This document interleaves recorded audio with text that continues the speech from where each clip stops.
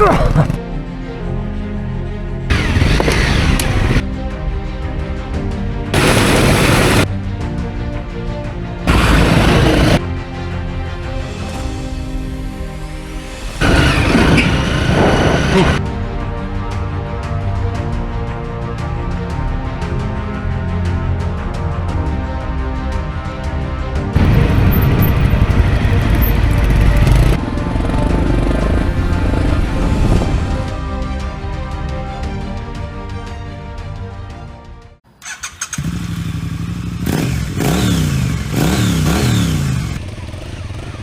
we're starting day 4 for the first time in rain and on tarmac as well.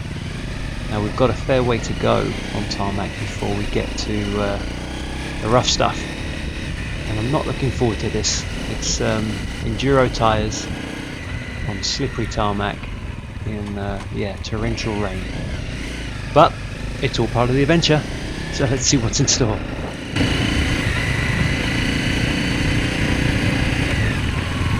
Now yesterday I noticed my front brake was not as grippy as I would like, so we're taking a little pit stop to a local garage where they've got another couple of tools that Takeshi doesn't hold. So we're just going to check the front brake pads, the calipers, and also the piston, because last thing I want is a not working front brake on slippery tarmac with enduro tyres. But as always, they're in it, they're getting it done. And what a quick pit stop. Get back on the road and get out and find this rough stuff.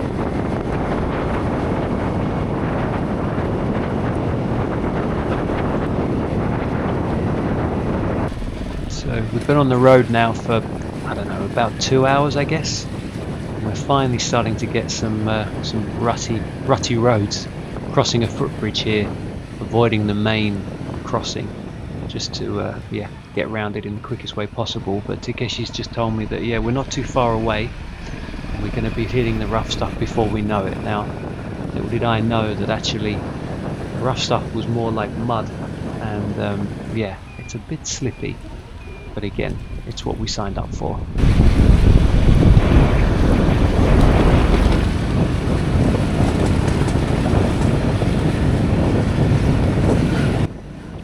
Phrase is, be careful what you wish for, right? So here it is, we're on the rough stuff, and it's slippy, it's muddy, it's rocky. There are buses and coaches everywhere. This road is leading us to the Yangtang National Park. It's the only way to get into the park and to Gatlang, where we're heading, and it's a well driven pass by, again, lots of lorries and coaches and buses, and to be honest, God knows how they get through here, because it's pretty tight and slippy and rocky, with a nice drop on the left hand side.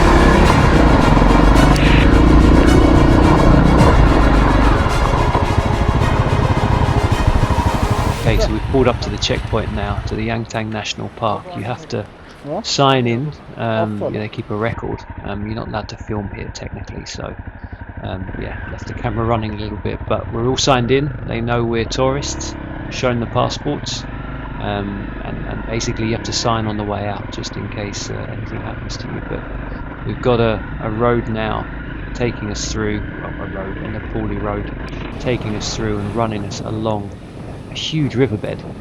And as you can see, with these rocks that can just drop off the side, it's pretty gnarly. It looks quite flat, but believe me, it's up and down, and some little waterfalls running around side us. And again, this follows the water and a lake river all the way through up to Gatlang. And again, I don't know how these lorries get through here. Makes it more interesting nonetheless.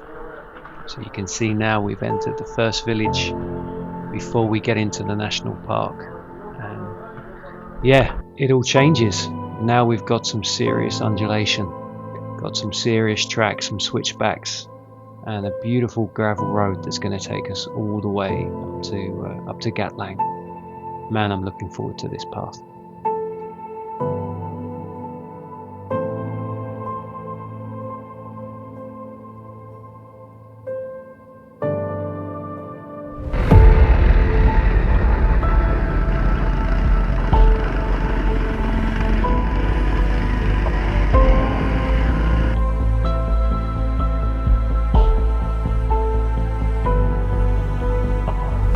Some people may think riding motorcycles in far off places like this is actually trying to escape the world, but it's really not. It's about finding it.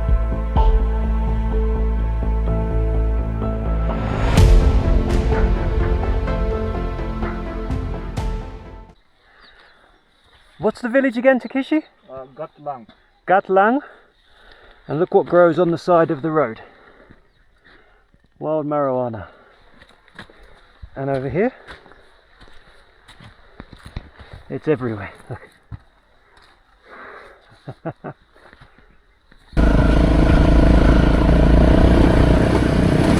Oh man, what trails these are. We're really coming up into some serious elevation now as we get closer to Gatlang. And we're coming past all these man-made mini temples where the rice fields are, and they have the cattle, and yeah, really getting a sense of spirituality in these mountains, riding these epic trails, being humbled not just by nature but by the way of living and the scenery. And yeah, what a ride this is.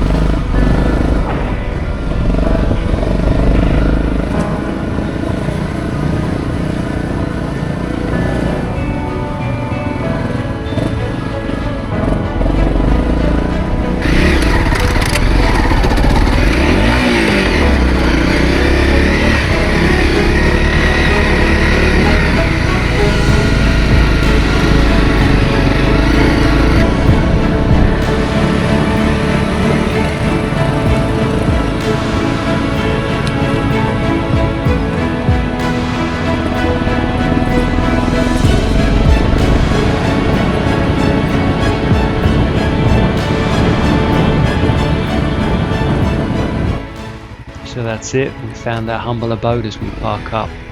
Relatively short day today, maybe 4.5, 5 hours from leaving the hotel this morning in the wet to getting to our humble shack in the mountains. But what a ride it was.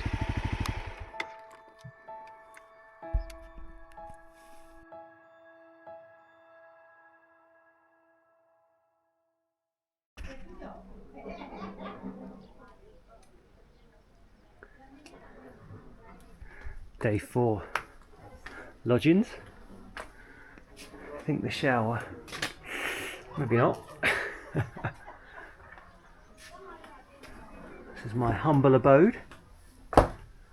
Bit dark. Look at that, room for a king. Any issues? Sound the alarm. But what a view. What a view. Let's go see the balcony.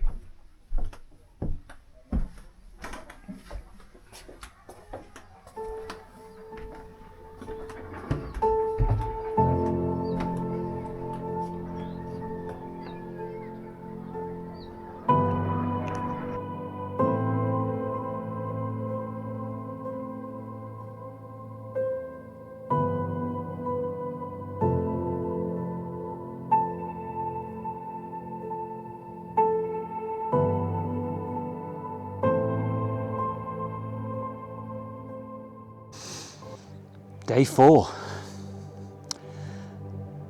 Wow. How to describe day 4? Well, we started off in the valley again, and the rain came. For the first time, put on the waterproofs, and yeah, that wasn't that fun this morning, especially on the road bit. Having the the enduro tyres on the tarmac was a little bit sketchy, but the road didn't last long. And before I knew it, we were back on the rocky stuff, and basically we went through to the Yangtang valley, with our end destination being Gatlang village. And the road was just epic. It went along a river and just went up and up and up. So I think we probably went up around 1,200 meters or something like that. Today, at the moment, it's now 2,400 meters we're at Gatlang village. And the sun has come to see us, so very happy with that.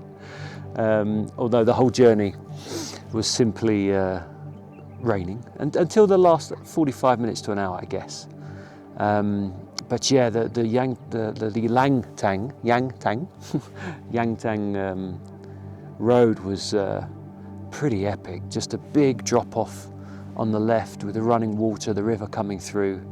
I would not want to be in a four-wheel drive. It was rocky and up and down, and off the side of the ledge was a long way down, like a long way down. And I think you'd feel pretty seasick pretty quickly actually along that. And you could see these boulders on the side of the road that had just rolled down. So yeah, better to be on a bike to be able to navigate that. But even with the rain, and it was beautiful. It really was gorgeous, and quite dramatic, I think is a good way to describe. But coming up the valley, out of that Yangtang river area, out of that valley, coming towards Gatlang, towards the to Ganesh Himalayas, and actually you can see him, well, you can't see him, but he's up there, is Mount Ganesh. Ganesh 1, or Yangra is the other name. Coming into Gatlang was just really special. Pretty easy going dirt track actually. And on the side of this dirt track, just wild grows marijuana, just everywhere. Just widely grown marijuana. But it genuinely is everywhere, all the way up through the village. And apparently they don't really smoke it. But yeah, it's just there, free growing. Yeah, it's a really pretty plant actually. And then also on the way up, you could see these really beautiful brick temples. So we're getting close to Tibet now, and the religion changes a little bit from Hindu more towards Buddhism. And that feels super nice to me. There's a local lady throwing rocks at cows to get them away from the road. But yeah, as I was saying, it's more Buddhism in Gatlang, and these really, really beautiful brick-built temples along the road into the village. And we're staying in what is it's still classed as a hotel, but it certainly isn't that. It's more of a tin shed with some very thin wooden plywood walls. But there's something quite homely about it. And the owners are 3 generations, and all the women are in the kitchen and in the sort of, I guess you'd call it a restaurant, but it's just a communal hut for the lodge. And it was just really gorgeous to see. The youngest woman was sort of cooking for us as we arrived, and then her mother was with her daughter and putting her on her back, ready to carry her into the village. And then her grandmother came in as well and was with them, and yeah, just this real feel of warmth from them. Really, really, really welcoming. Made me feel very humble. Very humbling actually, because there's not much up here. Takeshi was telling me that it's a really hard life. I mean, it's one that you live from the earth. You know, the heat comes from the sun, the waters comes from the hills. They get power, but that's from solar, and the food is from the earth. I mean, and that's it. It's all very sustaining. And when tourists come, that's only when the money flows, and it's not that much. So it's a very simple but humble lifestyle. And I must admit, it got me very emotional. Just to be here, it's been a lifelong dream to really go this wild, especially on two wheels, and to feel these mountains, and they really, really do humble me. You know, I am but a grain of sand to these mountains, and yeah, again, I think I described it before, but there's like an electricity, there's like a vibration, a humbling, a grounding, and a lot of emotion, but not a sadness, just yeah, it's really hard to describe. I'm just very grateful to be here, to be able to experience this, and to see a very different way of life. I can't imagine if the three generations, the three women would see the house that I live in with my family. That would really become something quite different, I believe. Again, it just makes me feel incredibly grateful. So yeah, that's day 4, finishing in Gatlang village in a very humble and rugged and rough little lodge. But actually the bed, I think, is the most comfortable I've had so far. It's just like a tiny little sponge layer, but in my little hut there's 2, so I took one off the other and put it on top of mine, so now I've kind of got this double spongy layer to sleep on tonight. I think it's going to get pretty cold actually. As I said, the walls are very thin plywood, so put a few layers on, but I'm sure it'll be fine. But the sun is shining bright now and it's strong, really strong. I'll give you a little pan of what I can see here. I'm just sitting up on the ledge and the village is down here. There is a school, and then over towards here, that's Yangtang Valley, and up there in the clouds now that's the Yangtang Mountains. And yeah, and so tomorrow we go further towards Tibet to another village, right in the realms of Ganesh or Yangra. And there's a chance, if it clears, that we might see Shishapanga as well, but let's see. That would be my first 8,000 meter in sight, but let's see what the mountains have in store. You know, you've got to be ready for a diversion, for a rerouting. Yeah, and that's part of the journey, that's part of the experience for me, is not having a set destination and having to go with the flow, and that's okay. That's part of the adventure, isn't it? It's so cliche, but it's not the destination, it's the journey. And I really, really feel that here. I'm on one hell of a journey, in a constant state of awe. It's just epic.